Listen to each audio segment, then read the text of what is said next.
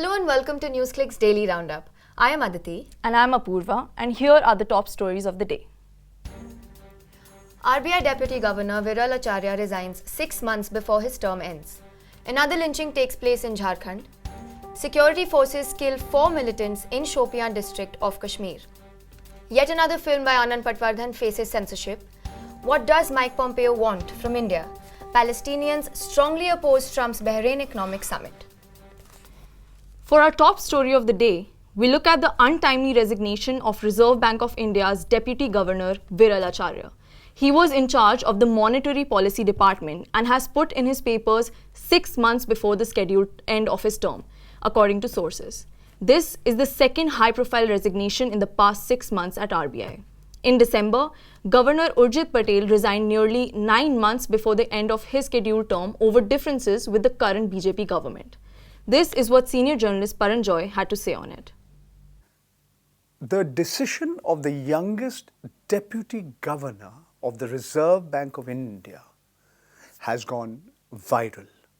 Yes, to use a homonym of his name, Viral Acharya has put in his papers as deputy governor of the country's central bank and apex monetary authority 6 months before his term was to end.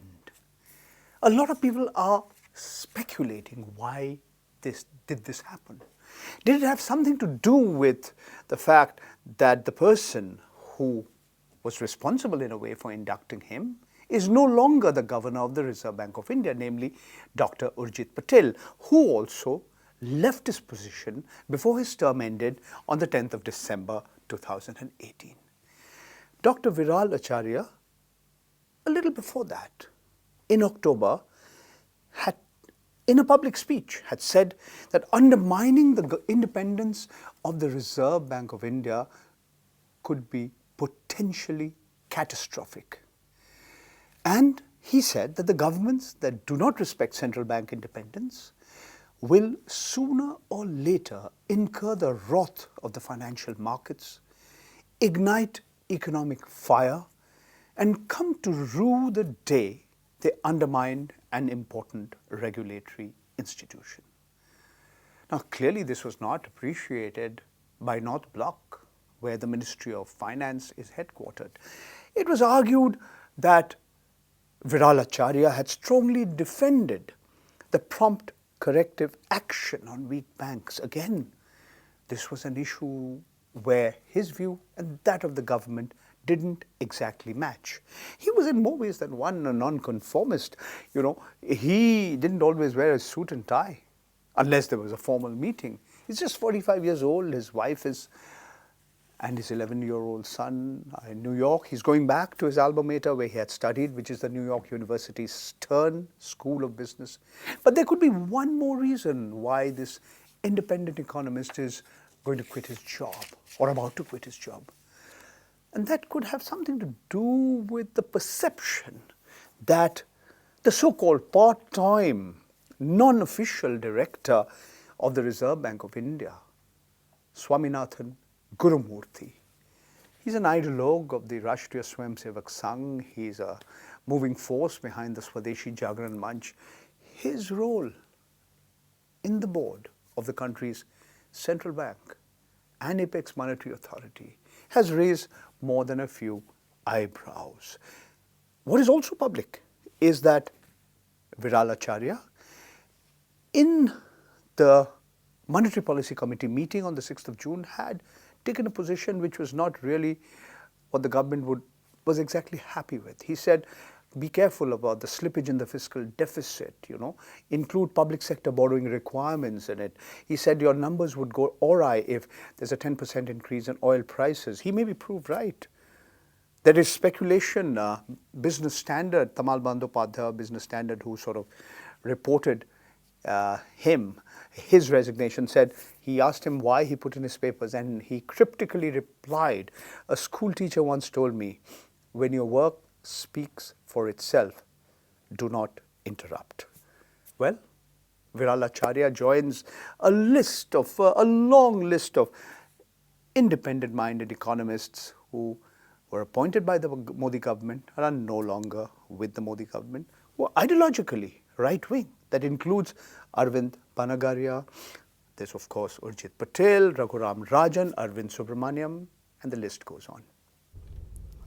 On to our next story. Jharkhand has witnessed another case of lynching. A Muslim youth, Tabriz Ansari, who also went by the name of Sonu, was captured by a mob on the allegation of theft and was tied to an electric pole. There is a video that has surfaced of this incident which shows that the mob asked him his name, and when the victim said his name was Sonu, they abused him and asked him his real name. As soon as Sonu said Tabriz, the mob chanted Jai Shri Ram and pounced on him, beat him brutally and left him to die. When he was brought to the hospital, Tabriz succumbed to his injuries during the treatment. Let's listen to what Abhisar Sharma has to say on this culture of lynching the country is currently witnessing. देखो ओ दीवानो तुम ये काम ना करो, राम का नाम बदनाम ना करो। ये शख्स जिसे इस वक्त आप अपने स्क्रीन पर देख रहे हैं, इसका नाम है तबरेज अंसारी। उम्र 24 साल। आरोप यह कि अपने दो दोस्तों के साथ गया था चोरी के मकसद से, मगर उसके बाद भीड़ ने इसे बेरहमी से पीटा और 22 जून को इसने दम तोड़ दिया। और जानते हैं, जब भीड़ इसे पीट रही थी तो बार बार मानो युद्धोन्माद की तरह कह रही थी, बोल जय श्री राम, बोल जय हनुमान। मैं ये वीडियो आपको नहीं दिखाऊंगा, मगर जय श्री राम और जय हनुमान को जिस तरह से एक वॉर क्राई की तरह इस्तेमाल किया जा रहा है, वो आप जरूर सुने।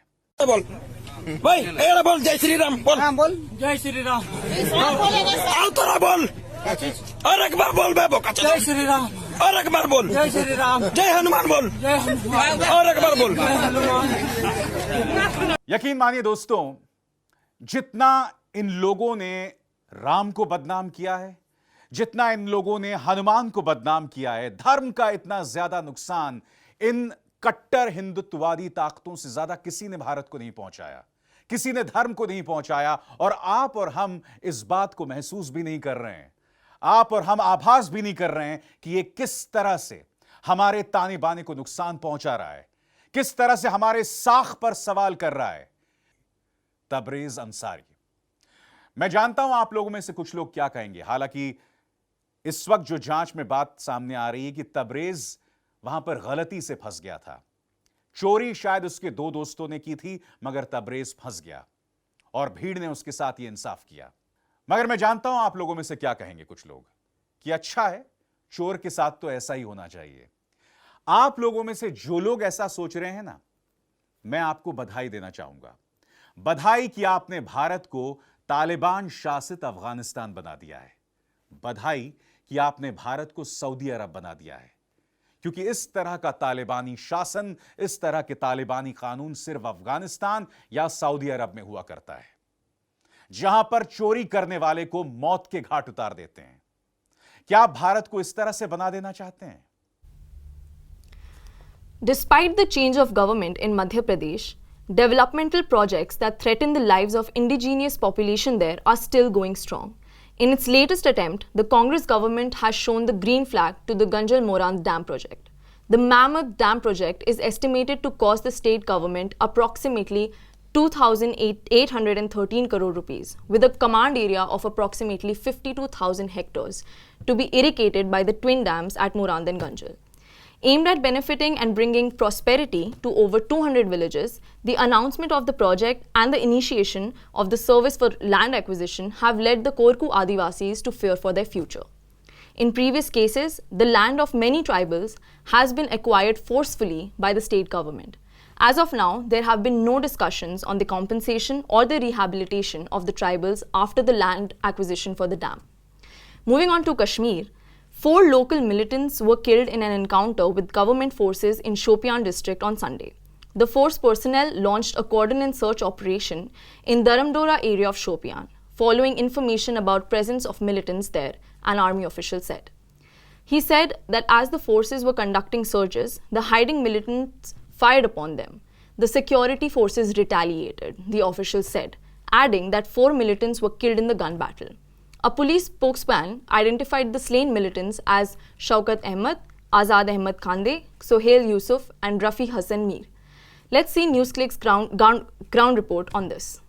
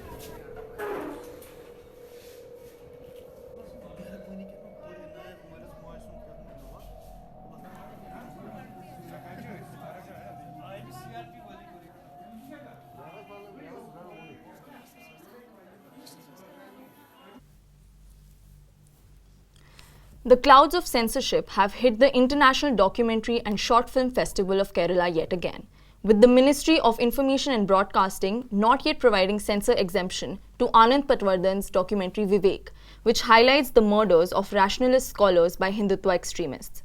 The Kerala State Chalchitra Academy, the organizers of the festival, have postponed the screening of the documentary to the last day in the hope of procuring clearance before that. According to sources in the academy, the ministry has not yet denied exemption for the film, but asked for a more detailed synopsis of it.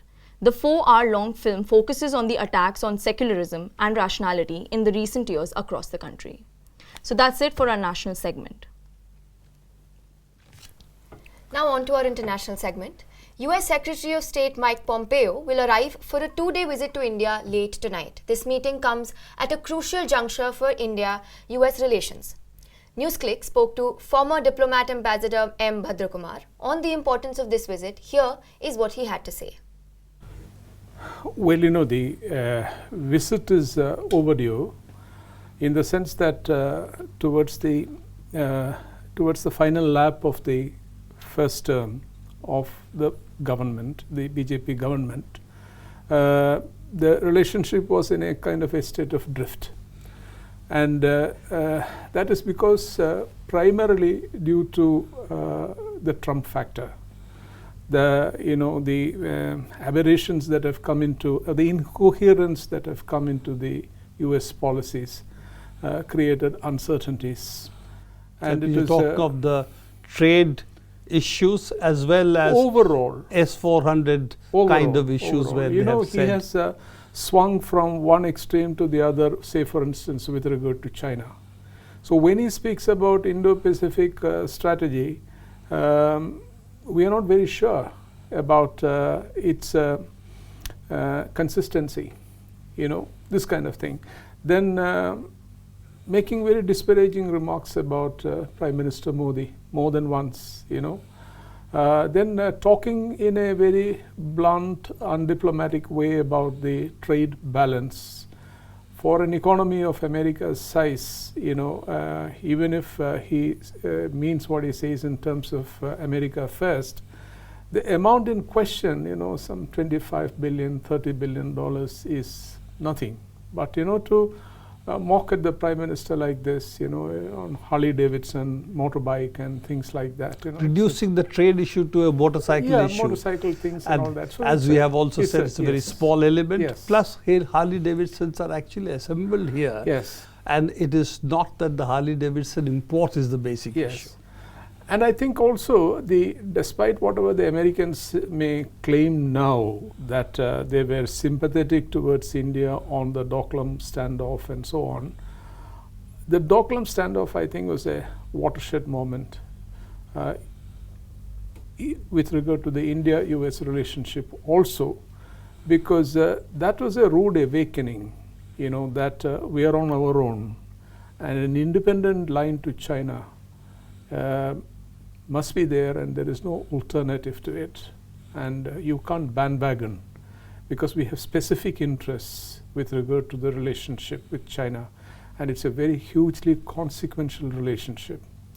And that prompted certainly the Prime Minister, and one can say with almost 100% certainty that there was no American input in it at all, the initiative that he took toward China for the informal summit in Wuhan. Palestinians are holding massive protests throughout the occupied West Bank from today against the US-backed Economic Summit in Manama, Bahrain. The summit will be held on June 25 and 26. In the summit, the US is likely to introduce the economic component of what the Trump administration is calling the deal of the century. This deal aims to solve the Israeli-Palestinian conflict, but critics have said it will effectively legitimize and formalize Israeli occupation of Palestine. Protests were held last week in Morocco and Amman against the Bahrain Economic Conference. In Ramallah, the Palestinian capital, a rally was scheduled at midday. Protests termed as the Days of Escalation against the occupation will also be held on Tuesday and Wednesday. Major Palestinian political parties, including Fatah, Hamas, and Popular Front for the Liberation of Palestine, will take part in an alternative summit in the Lebanese capital of Beirut. As per the plan, $50 billion is outlined for the creation of a global investment fund for the Palestinian economy. Palestinians have, however, firmly rejected the plan and say that the plan completely ignores the Israeli occupation and the main reason impeding the growth and prosperity of the Palestinian economy. The stalemate in Sudan continues with the civilian forces and the military disagreeing on the latest proposal to ensure a transfer of power. The Sudanese civilian protesters, led by the Sudanese Professionals Association (SPA), have agreed to a roadmap proposed by the Ethiopian mediator. However, the Transitional Military Council, through which the army has been holding power since April 11, has rejected the proposal. The army took power after months of civilian protests forced it to overthrow former President Omar al-Bashir. As per this proposal, a Transitional Leadership Council would be composed of 7 military personnel and 8 civilians. This body, which will lead the country for a transitional period of 3 years, will be headed by a president. For the first 18 months of this period, the presidency will be held by a military officer chosen by the TMC, and for the next 18 months by a civilian. The composition of this council has been a matter of dispute ever since negotiations began. The military has been unwilling to allow civilian dominance. This led to the breakdown of negotiations earlier this month, followed by widespread atrocities on civilians, with more than 100 people being killed by militia forces controlled by the TMC. On to our sports segment. We are halfway through the first knockout round of the FIFA Women's World Cup, where it was all happening last night as hosts France beat Brazil 2-1 after extra time to make it through the quarterfinals. Earlier, in what turned out to be an ill-tempered game, England beat Cameroon 3-0 in a game dominated by VAR, video assistant referee, decisions. All major incidents at this tournament, including offsides and goals, are being referred to the video assistants. While VAR played a role in both games, the England-Cameroon situation was an unfortunate example of how this system can kill the game for fans and players alike. Over to the sports desk for more. Ever since video assistance has been made available for referees to use by FIFA at football matches, the technology has encountered resistance from fans and players alike. All of this, though, came to a head yesterday in the round of 16 games at the FIFA Women's World Cup. Leslie, tell us a little bit about how VAR influenced the games yesterday. Oh, big time. A lot of things are at stake, round of 16 matches, and Brazil playing France, the hosts, and England playing Cameroon. And let's get to the Brazil match first. So France scores, nothing like that, right? Home team scoring early in the match, and then it's disallowed because, and to be honest, the referee shouldn't have allowed that goal in the first place because it was a straight-on challenge to the goalkeeper, but she allowed it, and then VAR was employed and goal was disallowed. France scored again, and then the Brazilian equalizer. Again, the goal was disallowed. They went for a analysis, and then Brazil got the goal back. So this disrupts the play. Momentum is there. But then talking about disruption, actually the second match, the England versus Cameroon match, it just took, VAR took the script to another level. There was a lot of drama on the pitch. Maybe, I mean. Yeah, actually, so what I can see is what VAR is doing is instead of enabling referees, it's taking away a certain amount of control from them. What happened in the England game, for example, was that VAR was employed twice, very crucially. First, allowing an England goal, and second, denying a Cameroon goal. In both instances, the Cameroon team furiously protested, remonstrated with the referee, came into a huddle and almost refused to play. They had to be calmed down and sent back to their positions to start play again.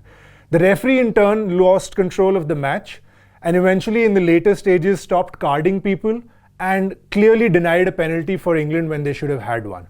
So from what I understand, VAR, good, bad or ugly, what it is doing is taking away a little bit of control from the referees, which in turn spoils the game. For our sports enthusiasts, China and Japan, the two Asian countries still in the competition, both play their quarterfinals in France on Tuesday. Our final story from Uttar Pradesh will surely leave you all smiling and hopeful. Let's take a look at Voice of Azamgarh radio station, an all-woman initiative that has also emerged as a voice for underprivileged girls who are trying to bring holistic development in the society. These women talk about health, hygiene, voters' rights, democracy, government schemes and other local issues, thus encouraging community dialogue and participation. NewsClick brings you the full story. Please take a look.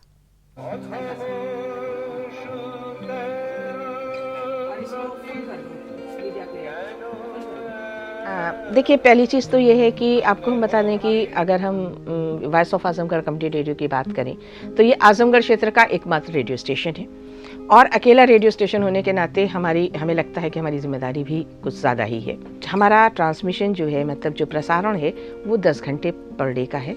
सुबह हम 6 से लेकर 9 बजे तक, शाम को भी 6 से 9 बजे तक और दोपहर में 11 बजे से लेकर 3 बजे तक हम प्रसारण करते हैं। हम लोग शिक्षा से संबंधित कार्यक्रम भी करते हैं, आम जनता से भी, और महिलाओं पर फोकस होने के ज़रिए जो हमारे कार्यक्रम होते हैं वो महिला स्वास्थ्य के विषयों को लेकर भी बहुत ज़्यादा होते हैं।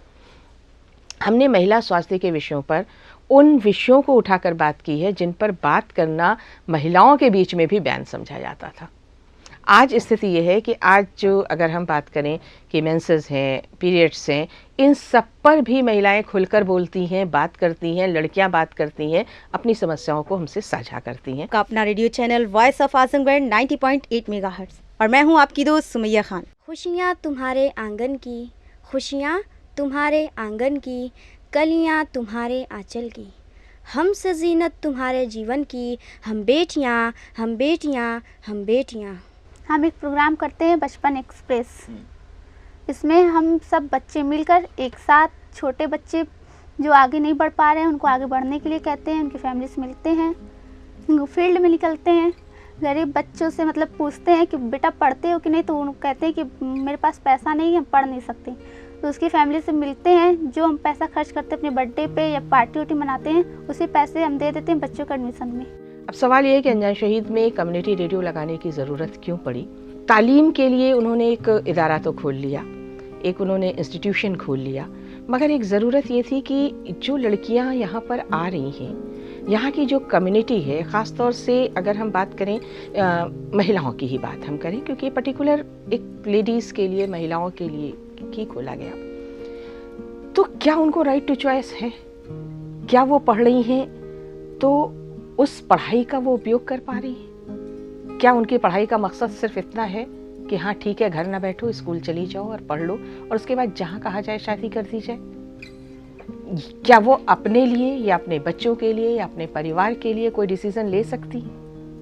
क्या वो अपने स्वास्थ्य जैसे मुद्दों पर भी, जो एक बहुत छोटी सी बात है, बात कर सकती है? क्या वो खुलकर अपनी आवाज़ को उठा सकती है? तो ऐसी तमाम सारी चीज़ें थी। तो उस वक्त एक चीज़ लगी गई कि एक मीडिया की यहाँ पर बहुत ज़्यादा ज़रूरत है, जो यहाँ के बच्चों और ख़ास तौर से लड़कियों को आगे बढ़ने की कोशिश दे सके, उनको उनकी वॉइस दे सके और उनको एक छोटा सा फ़र्क समझा सके कि सिर्फ पढ़ने और पढ़ के कुछ गढ़ने में क्या फ़र्क है। That is all that we have for you today. To know about these and many such important stories, please visit our website newsclick.in, subscribe to our YouTube channel and follow us on Facebook, Instagram and Twitter. Thank you for watching.